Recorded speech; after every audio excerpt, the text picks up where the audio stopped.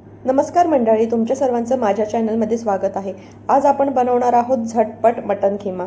तर वेळ न घालवता आपण आपल्या रेसिपीला सुरुवात करूया। इथे मी सर्वात आधी वाटण करून घेणार आहे। वाटणासाठी इथे मी खोबरं भाजून घेतलेलं आहे, एक मिरची घेतलेली आहे, अर्धा इंच आलं आणि थोडीशी कोथिंबीर। हे आपण मिक्सरला फिरवून छान असं बारीक वाटून घ्यायचं आहे। तर अशा प्रकारे हे मी इथे बारीक वाटून घेतलेलं आहे। तर खिमा बनवण्यासाठी इथे मी गॅसवर कुकर ठेवलेला आहे। कुकरमध्ये आपण एक पळी तेल घालून घ्यायचं आहे। तेल गरम झाल्यावर आपण याच्यामध्ये सर्वात आधी घालणार आहोत ठेचलेला लसूण। साधारण 7-8 पाकळ्या आपण लसूण ठेचून घेतलेला आहे।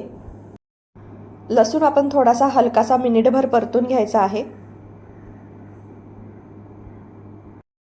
आणि आता आपण याच्यामध्ये घालणार आहोत कढीपत्ता।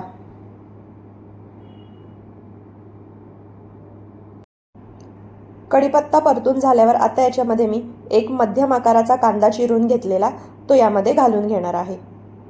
आणि हा सुद्धा आपण छान असा परतून घ्यायचा आहे। छान कांदा लालसर होईस्तोवर आपण याला परतायचा आहे। तर अशा प्रकारे कांदा छान ब्राऊन करून घ्यायचा आहे।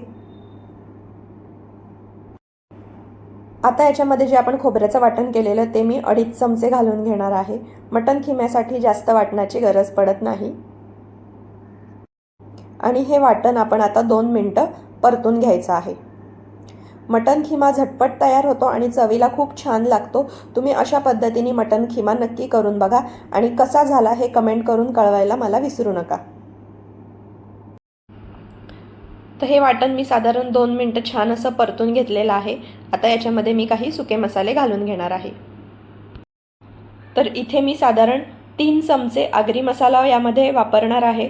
तुम्ही तुमच्या आवडीनुसार तिखट कमी जास्त करू शकता। त्याचबरोबर अर्धा चमचा हळद घालायची आहे आणि अर्धा चमचा गरम मसाला। हे सर्व आता आपण व्यवस्थित परतून घ्यायचं आहे, म्हणजे मसाल्यांना सुद्धा चांगलं असं तेल सुटेल। हे मिश्रण जर थोडं ड्राय वाटत असेल तर तुम्ही यामध्ये थोडंसं पाणी टाकू शकता। मी थोडंसं इथे पाणी टाकून घेतलेलं आहे, म्हणजे मसाला खाली लागणार नाही। आणि हे छान असं मिनिटभर आपण परतून घ्यायचं आहे।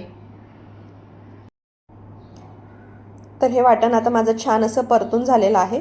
आता मी याच्यामध्ये खिमा घालून घेणार आहे। तर इथे मी पाव किलो मटण खिमा घेतलेला आहे आणि याला मी पाण्यामधनं व्यवस्थित धुवून घेतलेला आहे। हा मटण खिमा आता आपण या मसाल्यामध्ये घालून छान असा परतून घ्यायचा आहे।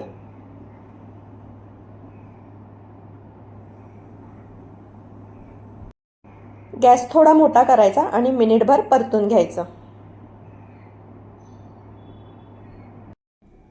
खिमा छान परतून घेतल्यावर आपण त्याच्यावर झाकण ठेवायचं आहे आणि 5 मिनिटं मंद गॅसवर आपण वाफ काढून घ्यायची आहे। 5 मिनिटांनी आपण झाकण काढून घ्यायचं आहे। खिम्याला छान अशी वाफ आलेली आहे। तर मसाल्यांना छान असं तेल सुटलेलं आहे। आता याच्यामध्ये मी अर्धा चमचा मटण मसाला घालून घेते। मटण मसाला ऑप्शनल आहे, जर तुमच्याकडे असेल तर तुम्ही वापरा, नाही वापरला तरी चालेल। त्याचबरोबर थोडीशी चिरलेली कोथिंबीर सुद्धा घालून घ्यायची आहे। हे एकदा आपण व्यवस्थित मिक्स करून घ्यायचं आहे। मिक्स करून झाल्यावर आता याच्यामध्ये आपण पाणी घालून घ्यायचं आहे। इथे मी 1 पेला पाणी यामध्ये घालून घेतलेलं आहे आणि याला आपण आता एक छान उकळी काढून घेणार आहोत। तर आता इथे छान अशी उकळी फुटलेली आहे। आपण आता कुकरचं झाकण बंद करूया आणि शिट्या काढून घेऊया। कुकरला झाकण लावल्यावर मी इथे गॅस फास्ट ठेवलेला आहे।